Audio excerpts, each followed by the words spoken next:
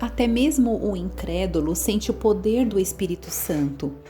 Falei com centenas de pessoas sobre sua experiência de conversão e muitas me disseram: alguma coisa que eu não podia explicar estava acontecendo.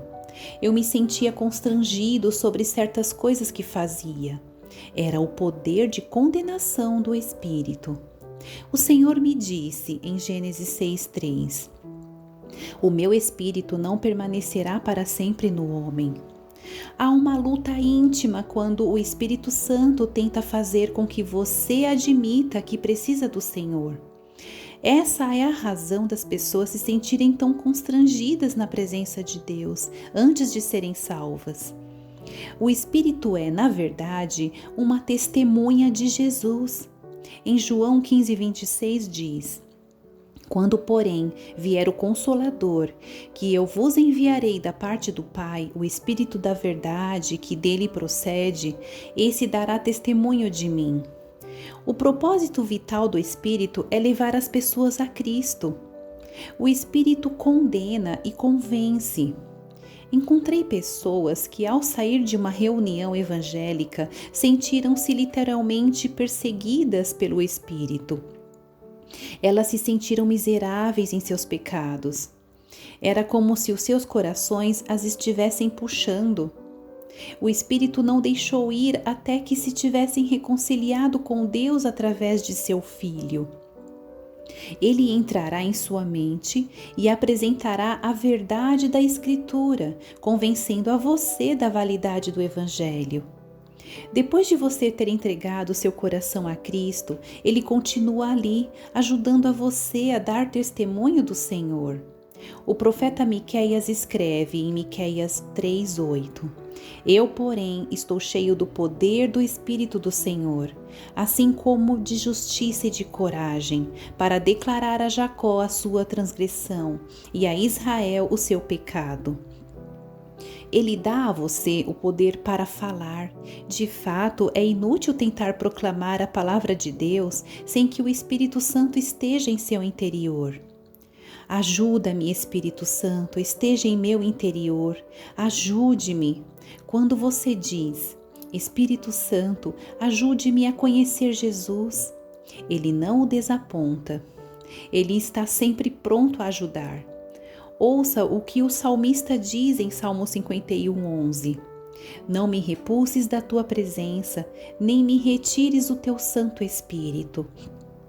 Logo a seguir ele diz no versículo 12: restitui-me a alegria da tua salvação e sustenta-me com um espírito voluntário. Toda vez que você diz, ajuda-me, ele responde, vou ajudar. Quando você diz, ensina-me, ele responde, estou pronto. E quando você diz, ajude-me a orar, ele diz, comecemos. Ele está presente, dando-lhe o desejo de orar. Ele é quem faz nascer a vontade de falar do Pai e o Filho. Paulo escreveu estas poderosas palavras em 1 Coríntios 12:3.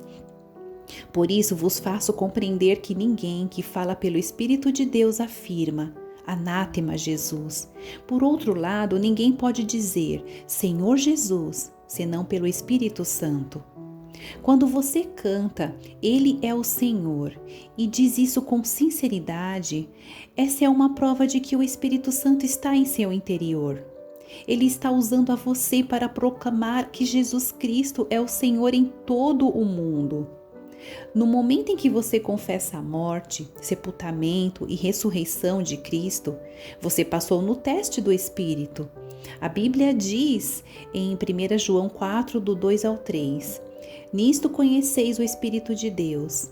Todo espírito que confessa que Jesus Cristo veio em carne é Deus. E todo espírito que não confessa Jesus não procede de Deus.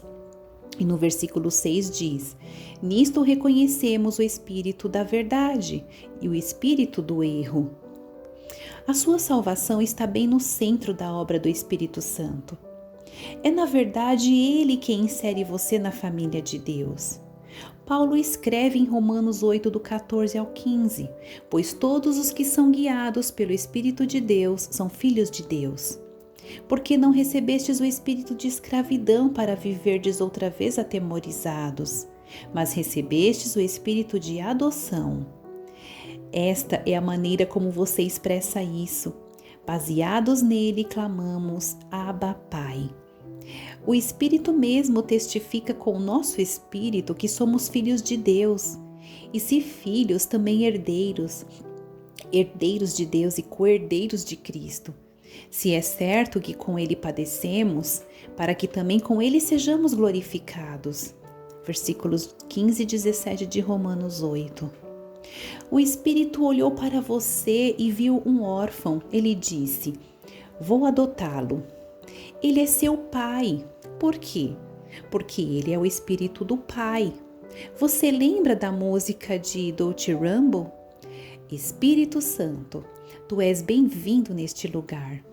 Ela foi inspirada a escrever o Pai onipotente de misericórdia e graça. É isso que o Espírito é. Sem ele é impossível aproximar-se do Pai. Paulo afirma em Efésios 2,18: porque por ele ambos temos acesso ao Pai em um mesmo Espírito. Através de quem? Através de Jesus, tanto judeus como gentios podem aproximar-se de Deus pelo Espírito Santo. Esta é a parte mais importante de todas. A Bíblia diz que o Espírito Santo lhe foi dado como uma garantia da vida eterna.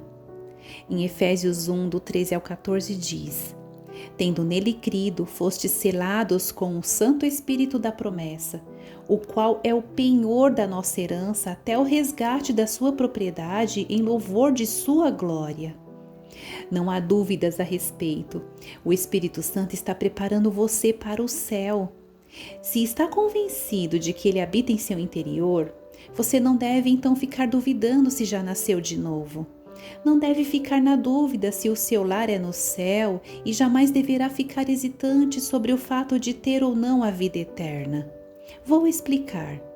Se amanhã de manhã você entrar numa loja, escolher algumas roupas e um par de sapatos, mas não tiver todo o dinheiro, você vai até o gerente e combina pagar uma parte da compra e o restante na semana seguinte. O seu nome fica na nota fiscal e você leva o recibo para casa.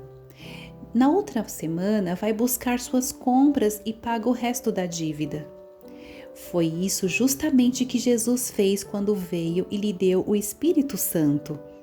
A única diferença é que ele pagou todo o preço no Calvário. Veja o que ele diz: paguei pela sua vida, mas estou pagando também uma prestação inicial que garante que ela é minha. Ele enviou o Espírito Santo, e se você o tiver, está a caminho da glória. Quando Cristo voltar, ele vai levar você para casa. Dá até vontade de gritar de alegria. Você é bem comprado pelo Senhor. Por esse motivo, você pode dizer na cara feia de Satanás: não toque em mim, eu pertenço a Cristo. Não tenha medo de usar a palavra. Mande-o embora e ele fugirá de você. Você tem o Espírito Santo, um penhor da sua herança. Por que ele foi dado como um pagamento adiantado? Paulo diz em Gálatas 13:13. Cristo nos resgatou da maldição da lei, fazendo-se ele próprio maldição em nosso lugar, porque está escrito: maldito todo aquele que for pendurado no madeiro. A seguir ele escreveu esta maravilhosa mensagem, no versículo 14 de Gálatas 13. Ele nos remiu para que aos gentios viesse a bênção de Abraão em Jesus Cristo, a fim de que nós recebêssemos pela fé a promessa do Espírito. Em vista de Cristo ter se tornado maldição, foi dado como prometido.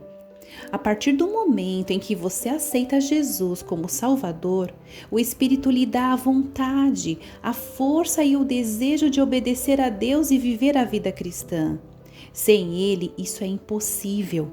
O apóstolo Pedro lhe diz em 1 Pedro 1:22, tendo purificado as almas pela vossa obediência à verdade, tendo em vista o amor fraternal não fingido, amai-vos uns aos outros ardentemente. A razão das pessoas, até mesmo os cristãos, falharem é por dependerem de suas próprias forças. Você não pode obedecer a Deus dizendo: vou fazer isso sozinho. Quantas vezes você disse: vou orar, mas não orou? Ou vou ler a palavra, mas esqueceu? Por quê? Porque estava dependendo da sua própria mente. Você dependeu da carne e ela irá falhar continuamente. Ele lhe dará força e vida, mas o Espírito lhe dará uma outra coisa igualmente importante. Ele lhe dará repouso. Isaías disse em Isaías 63:14: como ao gado que desce ao vale, o Espírito do Senhor lhes deu descanso. Assim guiaste o teu povo, para te fazeres um nome glorioso. Pouco depois de começar a pregar o Evangelho, encontrei David du Plessis. Ele era conhecido como o Senhor Pentecostes por causa de suas apresentações do Espírito Santo aos líderes religiosos mundiais. Era um carismático antes de qualquer um saber o significado desse termo. Eu estava andando pelo mesmo corredor que esse homem consagrado numa conferência em Brookville, Ontário, quando tomei coragem para fazê-lo parar e lhe fiz uma pergunta. Nervosamente indaguei: Dr. du Plessis, como posso agradar a Deus realmente? O velho homem, que está agora com Jesus, parou, colocou a mão na pasta, colocou o dedo no meu peito e me empurrou contra a parede. Eu certamente não esperava isso de um frágil pregador. Tudo o que disse foi: como posso agradar a Deus? E ele me prendeu contra a parede. Disse em seguida duas palavras que nunca esqueci: não tente. Pegando depois a sua maleta, continuou a andar. Alcancei-o e disse: Dr. du Plessis, não o entendo. Ele voltou calmamente para mim, declarando: jovem, não é a sua capacidade, mas a capacidade dele em você. Quando entrei em meu quarto, continuava confuso.